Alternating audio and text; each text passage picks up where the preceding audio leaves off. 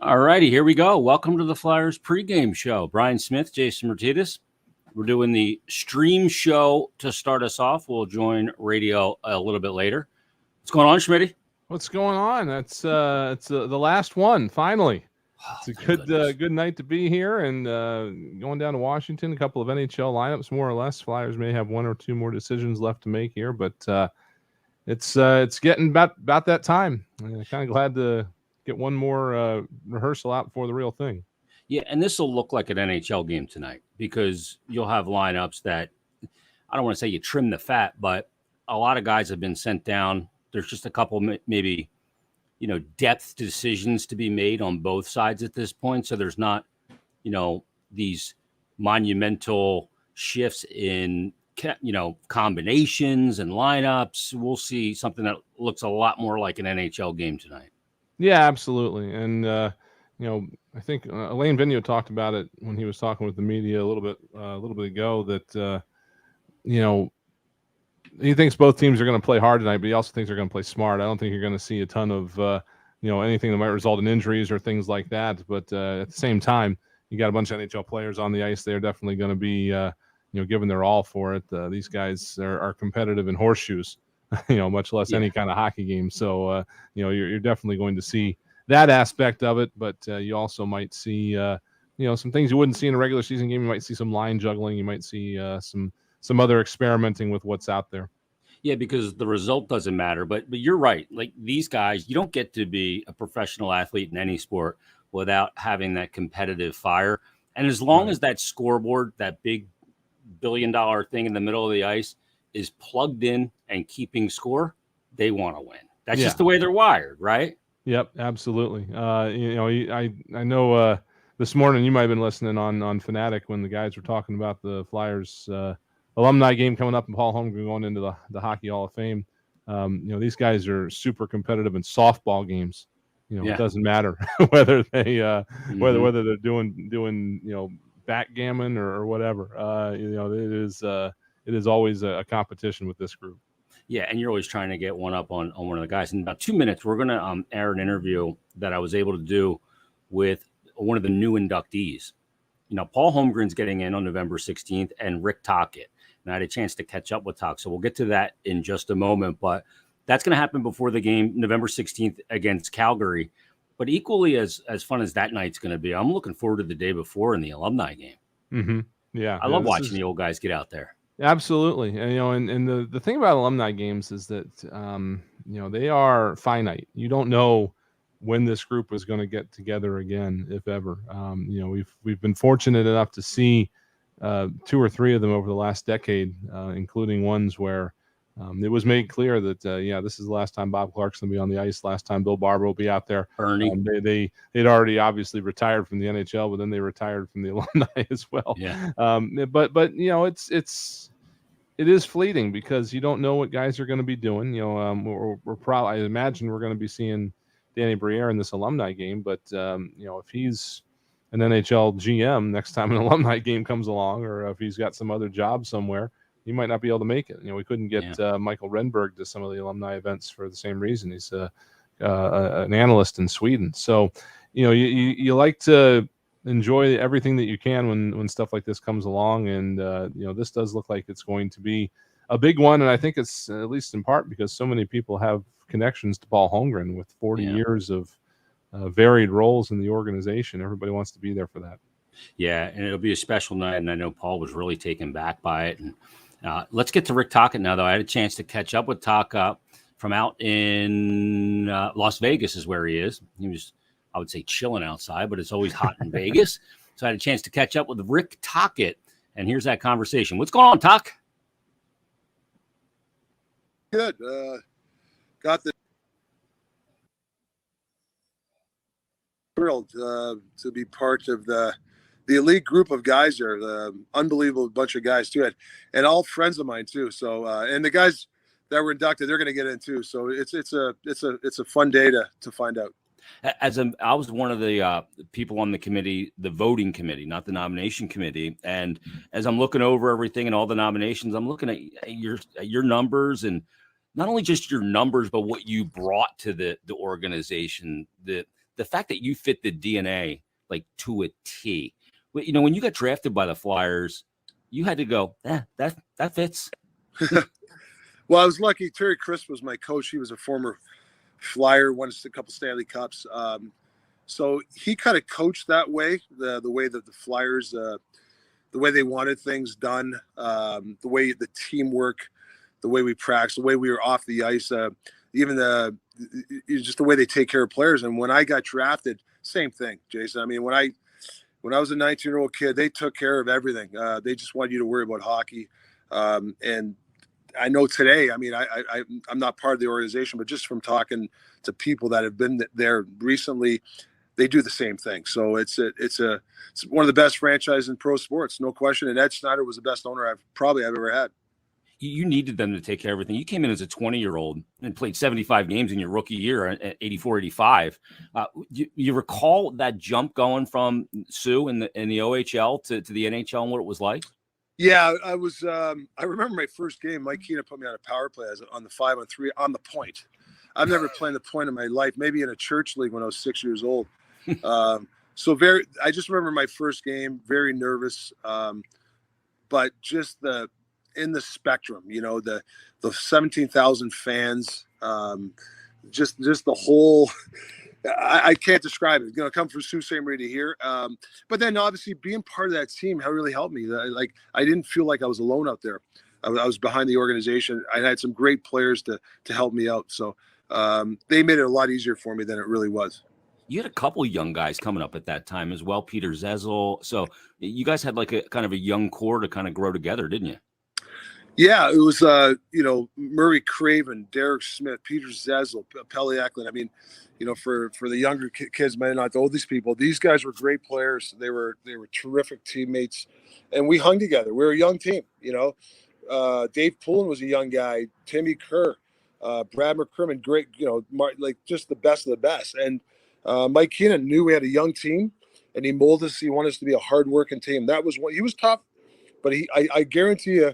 Edmonton won the cup, but we were the best shaped team in the league. If there was a cup for the best shaped team, we were definitely the best shaped team in the league.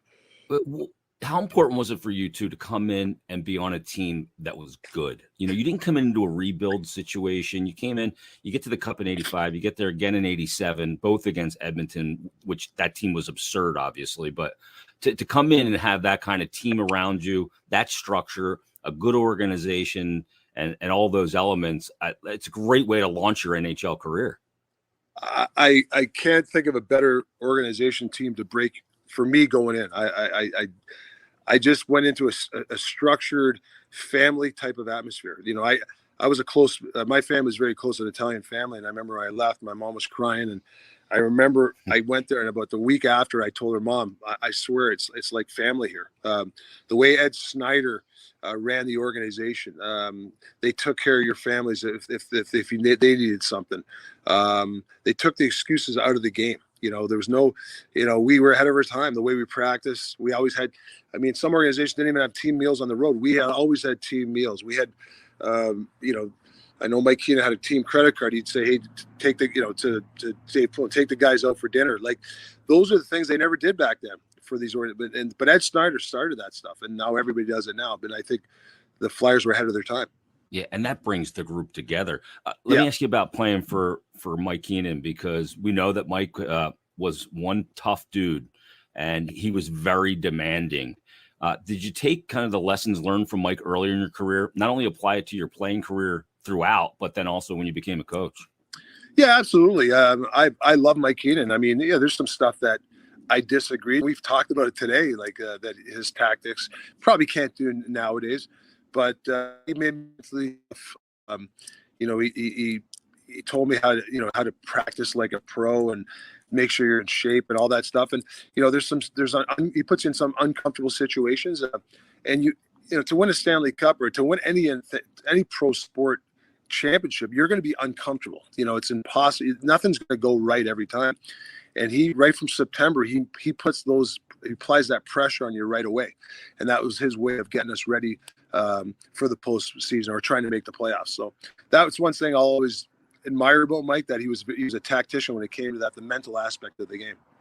I talk about that on this podcast all the time, about it being important to make the players, to make people uncomfortable, not just to make them uncomfortable, so that when they get into a situation they can't control, they're not shocked by it, right? That's the thing. That's why you do it, even when you push yourself in drills and everything. You're 100% right, Jason. Tom Brady's, he's a GOAT. Wayne Gretzky, Marilyn, those guys, when those guys practice under pressure, they that's what they're so great at, is when it comes instinctive in a game. 30 seconds left in a game, Wayne Gretzky or one of those guys have a 2-on-1. They've done it so much. They're so instinctual that it doesn't matter. They have 18,000 people screaming at them, or they're in an empty rink. They've already lived and played that over and over again. And I think that's the key with Mike, especially with our team, that he put us in those situations in practice. So when we went into Washington and New Jersey in the playoffs, we were used to that uncomfortable feeling. Wow, yeah, that's tremendous. I love that story. Let's talk about just the honor of getting in, Rick, because you alluded right off the top that the names that are in the Flyers Hall of Fame are, boy, there's some celebrated names there, some big boys, and you're going to be a part of that. What does it mean to you to kind of your name in those rafters in Philadelphia, where you spent so many nights playing in front of these fans? Well, I mean, it's not humbling because I know most of those guys. Not only great people, great players, they're great people. I mean, they've touched somewhat, whether time with some guys more than others, but they've touched me in some way when I was with the Flyers. And even today, when you talk to certain guys, and you just don't want to let people down. When you go up there, you want to make sure that you continue the legacy. I still talk to a lot of guys today. Mark Recchi texted me today. He's a guy that will probably get in an NHL Hall of Famer. So, Dave Poole, and I just actually, before chatting with you, I was on the phone with him. So it just, the memories come back, and that's something that people never take away, is those memories, that when you were together playing and adversity and then the fun that you had, to go up on the the banner with all those guys is a humbling experience. You talk about the thing you missed the most about playing too, isn't it? It's the boys. It's the camaraderie.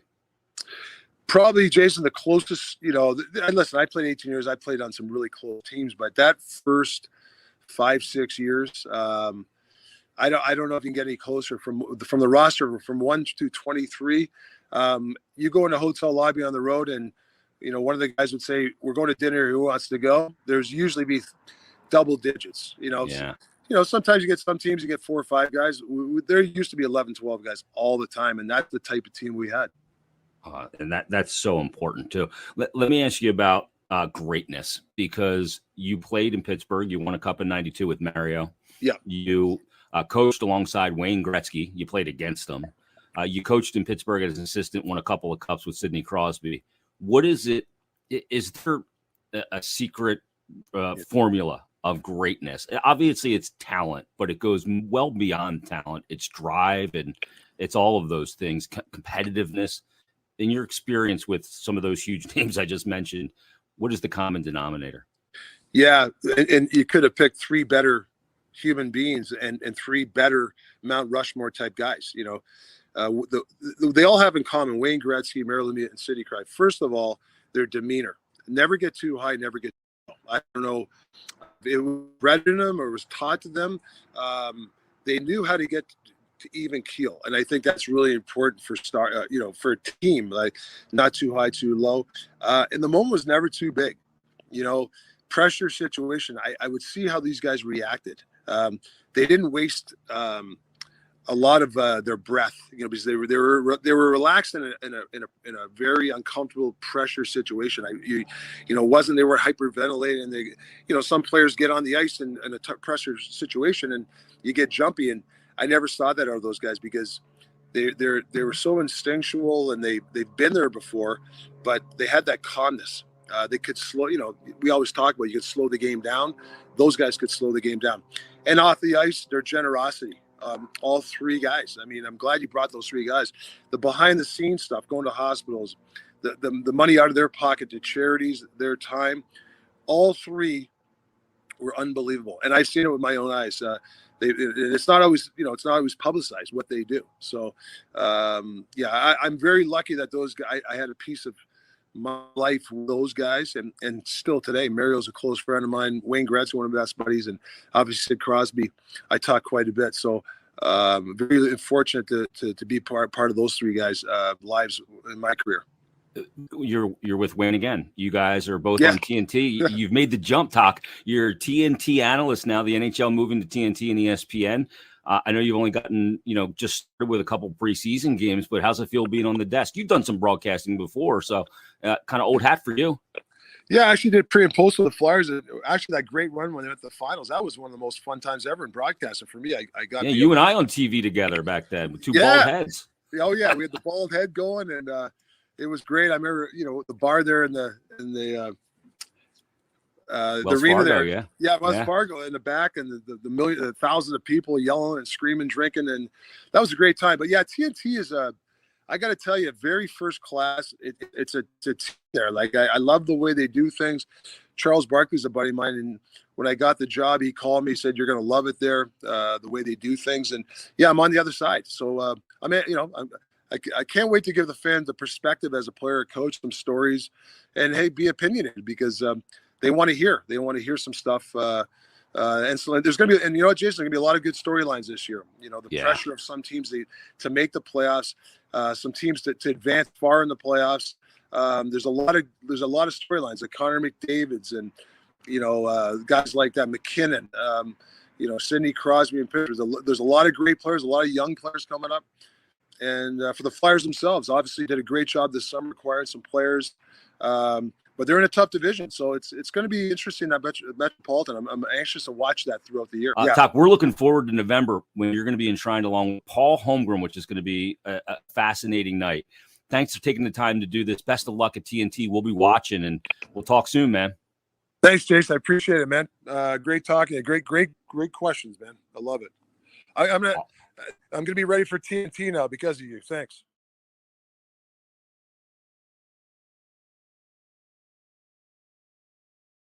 Oh, we got to unmute the mics here. Yeah, now I can hear you. Yeah, there you go. Rick Tockett's awesome. Looks like you got a job lined up at TNT, don't you, if you want it? For you, really good.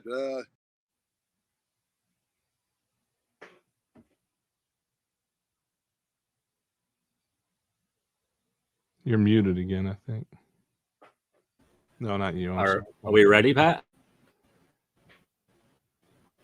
No. We lost audio again. There we go. Now I hear it. 26. So we're going to join the radio audience is going to join us here momentarily. And great to talk to Talk, though. Yeah. He's always a good time. He looks good on TV. He does good job on TV. He does. He's going to be great on TNT, too. He's going to be excellent in that role, in that environment. You know. They've assembled quite the talent over there. I mean, you get Wayne Gretzky on the desk. That's a big get. That's a big fish. Yep. All right, we're going to join the radio audience now. We're getting ready for Flyers Caps. So here we go. That's right. We welcome in the radio audience. It is the Flyers pregame show. Jason Myrtetus, Brian Smith, counting down the minutes till we get to Flyers Capitals in the final preseason game of the 2021 preseason campaign. It was weird because we didn't have really a preseason in the return to play. They had the one game in the bubble. Right. I think that was just to get used to not having fans and the surroundings and the spatial awareness of an empty building. And then obviously when they returned, they didn't have it again. This is the first preseason in a while. And I'm going to be done with it. Yes, absolutely. I mean, I've always said that I can't stand the preseason until we don't have a preseason. And then you wish you were having a preseason. It's like catch-22 or something. I don't know. But I think everybody looks at it. A lot of people look at it the same way, especially on the playing side of things. They're eager to get this over with and get into the routine of a season. And that is something that we have not had in a long time, is the routine of a season going back to March of 2020, because everything we've done since then has not been routine. It has been figure out a way to survive and get along and get things in. And so once this puck drops on this season, hopefully that routine's going to be back for a while. Yeah, and the game roster tonight, it's not going to look like the first time they took on Washington, which was the first preseason game where you had so many people. I mean, at that point, you had, 60-plus players in camp, right? Right. And Yep. same for Washington. But tonight's going to be far more what it's going to look like a week from today when the Flyers drop the puck against Vancouver on the season. So, in the lineup tonight, you've got all the regulars. I imagine you're going to have your 60. I know that Cam York is listed. I imagine he's the scratch, and it's going to be, the top pair with, Ryan Ellis and Ivan Provorov and Sanheim and Ristolainen and Justin Braun along with Keith Yandel. Do we know who the starting goaltender is tonight, though, Schmitty? I do not know. I was imagining it was going to be Martin Jones, but off the top of my head, I am not 100% sure that he's first in line. It seems like that would be the way that they would go on a night like this. I know Carter Hart is not dressed, so that is definitely not the case. Yeah, the text we got today only had the skaters, so we'll wait and see who Timmy and Coates tell us is starting. That'll be coming up soon. Here's the thing, too.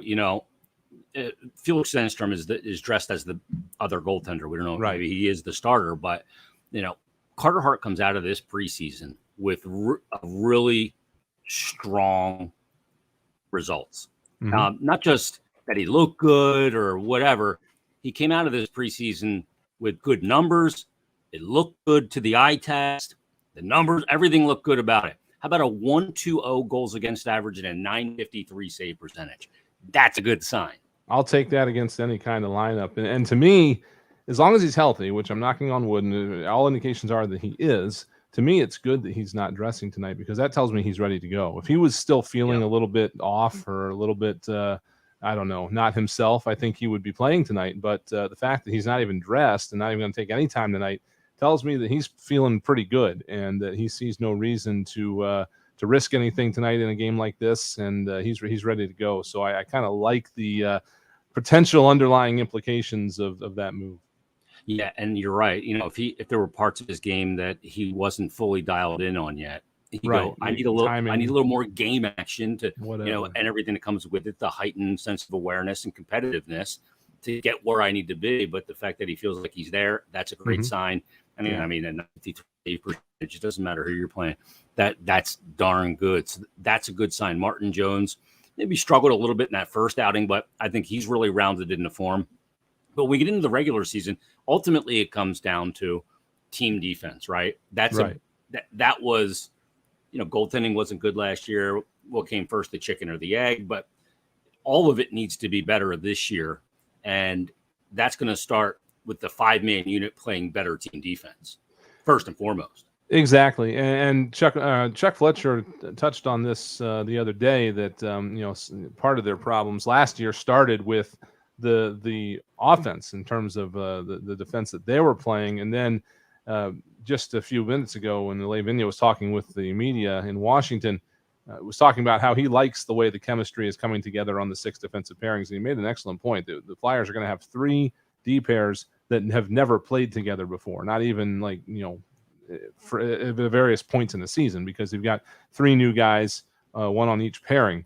So even last year when the Flyers had their D pairings in the blender most of the year, this is 3 new pairings. So he really likes the way they're coming together, and hopefully that's going to result in better defensive play overall. And you may have already even seen it with that number that Carter Hart's got playing in front of him.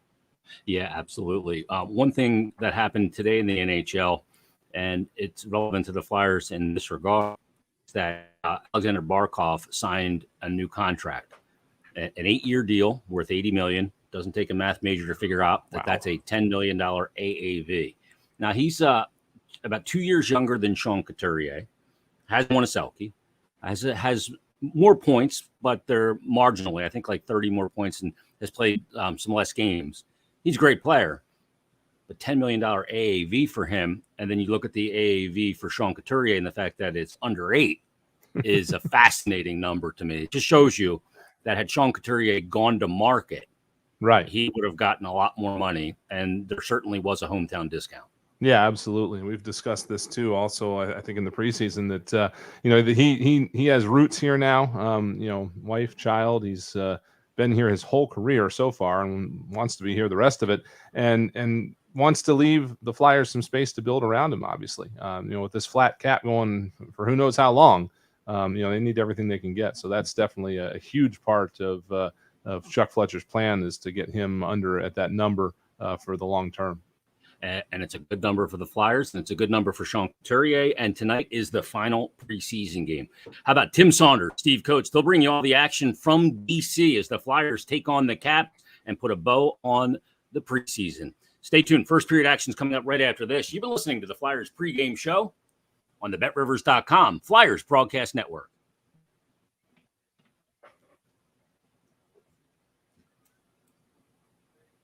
All right, Pat, talk to you at the intermission. All right, everybody. Thanks for checking out the stream. Yeah, thanks for jumping on. We're going to do this more for WMMR games when we don't have the long pregame show on the radio. We're going to try to do it here as much as we can. So, what's that? And also, what we're going to do is we're going to do a post-game show tonight as well. So look at it around the end of the game. We'll be streaming that as well, and everybody can check that out. We appreciate it. Do you guys agree with the Flyers' decision to start Morgan Frost in Lehigh?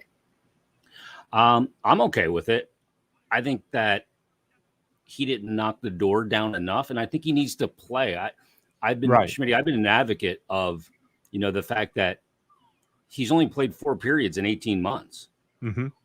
So I think it's important. And that's he's had a good camp, I think, but I think he needs that time given what he's getting over. And Chuck Fletcher talked about it today. I was trying to find real quick the transcript exactly what he said, but he said that he this is kind of his move. He says the coaches really like Morgan Frost, but he wants to see Frosty get a chance to go down and play in all situations for Ian LaPerriere and build his confidence. And he thinks that when he comes back, he'll be an even better player for it. I think the Flyers can afford right now to let him do that. I think they're sufficient at the NHL level that they don't necessarily need him to jump in right away. So giving him that time, maybe if it's only even the first month of the AHL season, I think is going to pay a lot of dividends. Yeah, I think the big key, and Chuck Fletcher used the term yo-yo. You don't want to be yo-yoing him back and forth. Right, exactly. From the you don't AHL. want to do that at all. And you don't want that to be getting sent back down because of poor play. So let him get, more games, get fully ready, and then make the jump and stick and stay. So, but we'll see what the NHL roster looks like with Derek Brassard at 2C or Scott Lawton, whatever they decide to do. So that's a big part of it. So thanks for the question. Don Vito, yes, he should dominate the AHL. He was an AHL All-Star a couple of years ago. So we appreciate it. Everybody, we'll check you guys out post-game on the stream. Thanks for checking in. And Schmitty and I'll be back post-game. Enjoy the game tonight.